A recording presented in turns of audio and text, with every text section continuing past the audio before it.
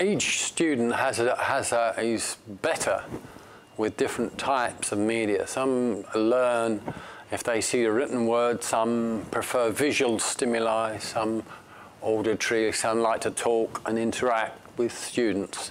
We would like to find out about the users' attitudes and experience in the use of mobile technology, specifically the use of iPads, and get feedback about the use of the blended learning tool that we designed at the Faculty of Medicine here in Imperial College. Blended learning is the use of different methods of teaching, and normally it's a combination of online teaching with face-to-face teaching.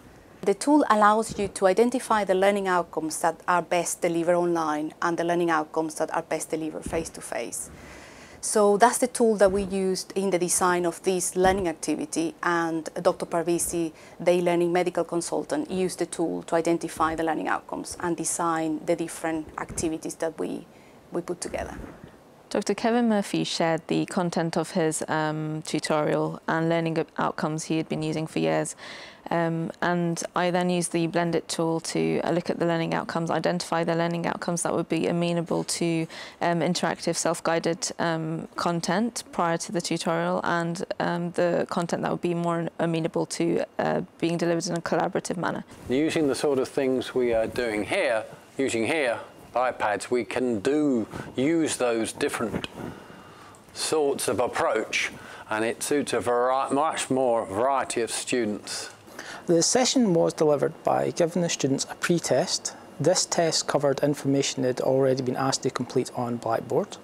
We then gave out the iPads, and Dr. Kevin Murphy then presented the session using a mixture of blended learning, so models, skeletons, and then videos and questions using the iPad.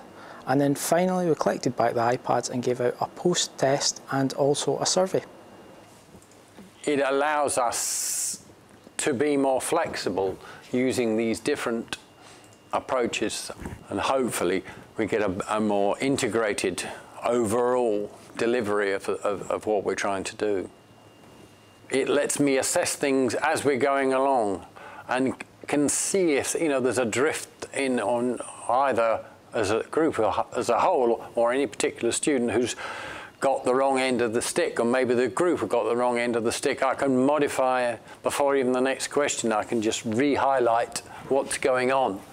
With the next sort of question, sometimes it even settles that I've got that point across. And I wouldn't have been able to do that with a more didactic sort of approach that we used to use. I really enjoyed how the session was really interactive. I really liked the use of electronic devices.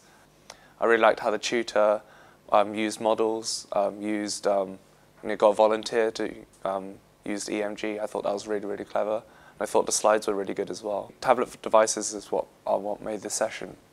Being able to see diagrams right in front of you, being able to draw on them, interact with them, being able to write down labels, being able to see whether your labels were correct, see what your colleagues, what they put down as their answers, seeing what answers were right and wrong, having statistics on that. I thought that was really cool. It would have been much more straightforward if students come in with their own devices. And the app what we are using, which is Nearpod for this tutorial, it's very powerful, but a lot depend on the college Wi-Fi networks. The challenges are almost the same as designing it, that we have to get that right for each of these students, and it's a learning experience for myself, who's a little maybe more staid, more using old-fashioned techniques, but starts to see what can be done, and starts to get more enthusiastic to take it forward and develop it even more.